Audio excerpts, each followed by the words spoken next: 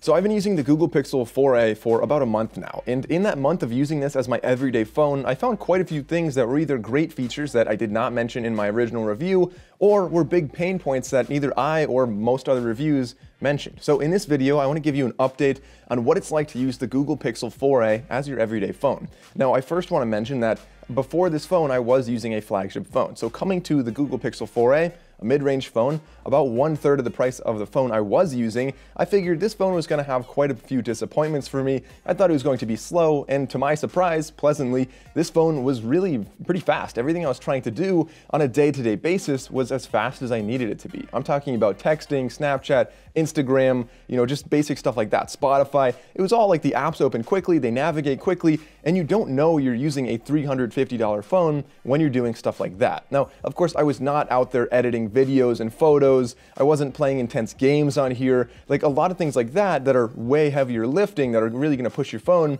You probably would notice that this is a slower phone, but that's just one thing I wanted to note right off the bat.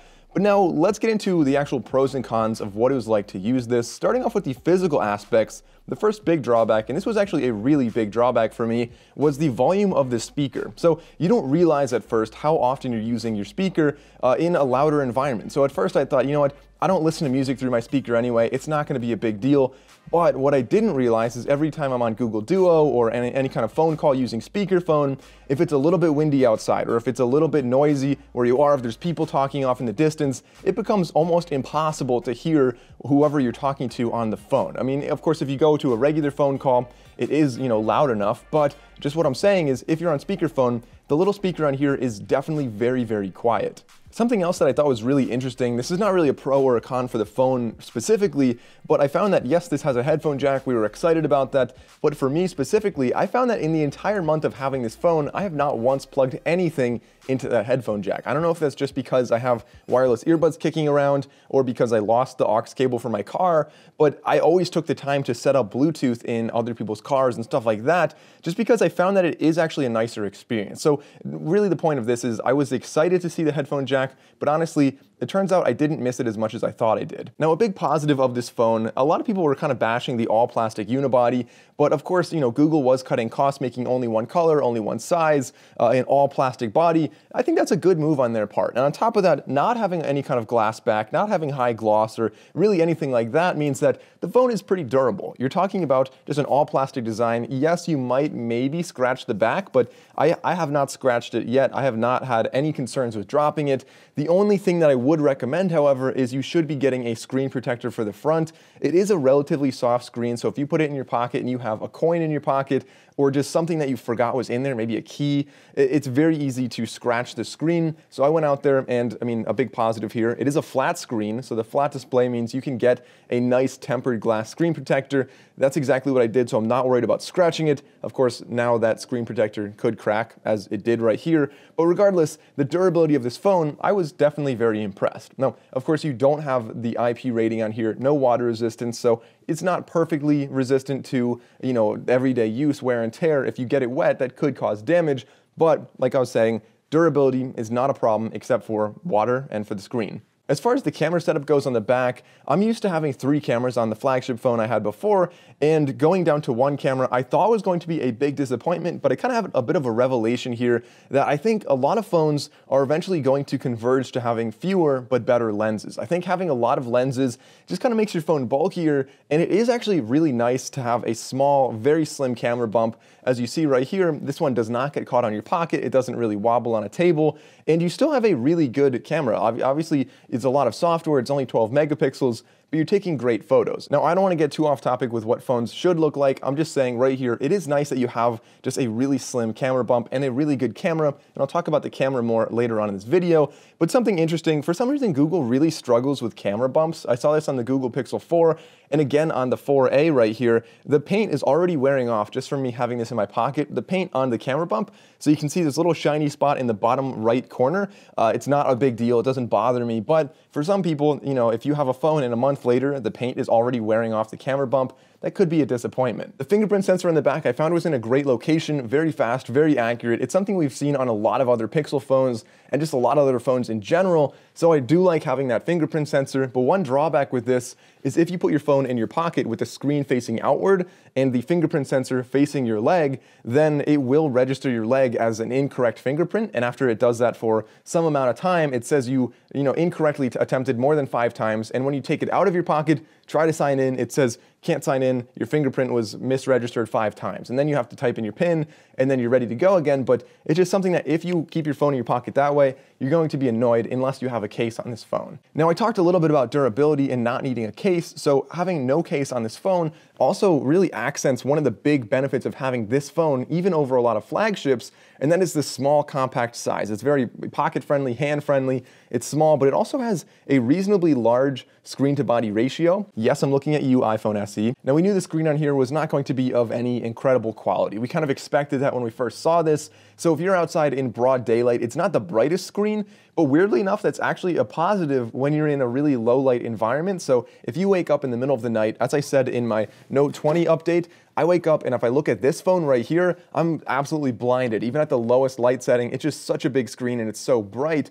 Having this smaller, dimmer screen is kind of nice. If you look at it at night, it doesn't hurt your eyes and it's a nice dim setting. So it has a really good low. I just wish it got a little brighter in broad daylight. This phone does not have wireless charging, and I didn't realize how much I'm actually missing that. Granted, I have quite a few wireless chargers in my house here, but when I go and travel to friends' houses, for example, USB Type-C is not the most common out there. A lot of people have iPhones, a lot of people have older Androids. So when I'm traveling, a lot of people don't have a cable that I could use, and if I forgot my cable or if I lost it or whatever happens, a lot of people have wireless chargers, and not being able to use it with this, I found that sometimes it did put me in a bit of a pickle. Now, when getting into the actual user experience, I found that it was really fast, with one exception where I ran into a problem, and I'll touch on that in a second.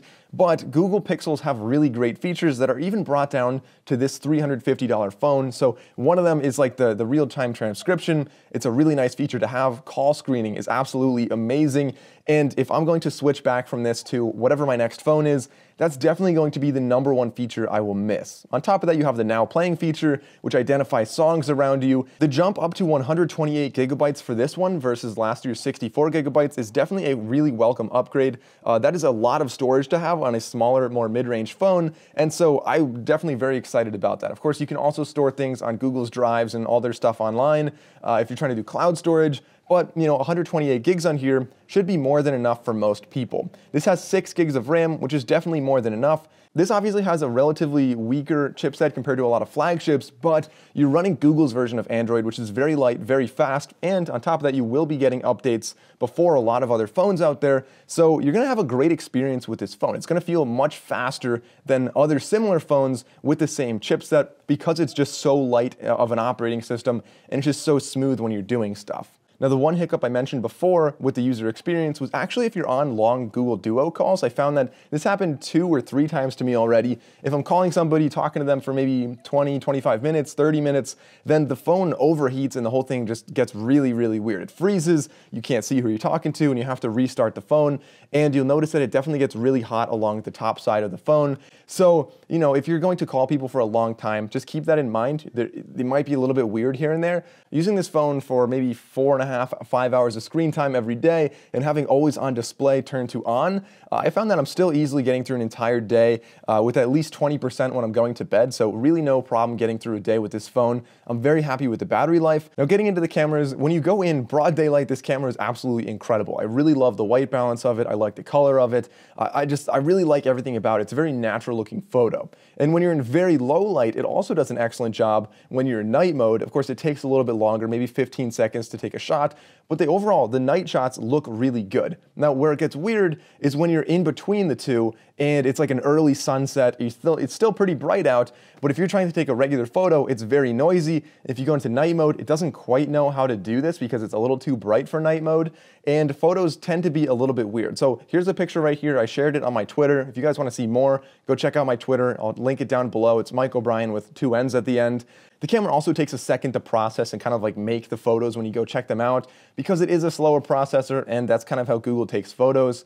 The only other thing I really miss on this phone is actually the macro lens. I'm obviously just kidding. Nobody ever misses the macro lens. I'm just saying that because a lot of other mid-range phones like the Galaxy A series, they add the macro lens on there just to add an extra camera to say they have more cameras, but it's such a low quality that it never really does anything. But on this one, of course, it is nice to have an ultra-wide angle lens. I wish it had that. But otherwise, you know, this camera is definitely doing an excellent job. I would say it's arguably the best for taking photos out of any mid-range phone out there. When it comes to video, the iPhone SE probably does a better job, but the videos still look pretty good on this phone as well. So guys, that's what I have to say about the Google Pixel 4a. Overall, it's probably a lot faster than you would expect. I was pleasantly surprised with the speed of this phone, the storage of this phone. It's very, very capable, especially for everyday use, and you get all the Google features and the Google version of Android on here, which is just a great experience overall. Now, of course, if you're really trying to push your phone, you want the best camera setup, you want you want to play games on here, you're going to be looking at some more flagship phones anyway, and if you really want things like a waterproof rating or wireless charging, then maybe something like the iPhone SE would be a better choice for you. But comment down below, let me know what you think of the Google Pixel 4a, if you have it, if you've been using it, or if you're thinking about getting it. Let me know what your thoughts are, guys. If you enjoyed this video, please consider liking and subscribing. Thanks for watching. I'll see you next time.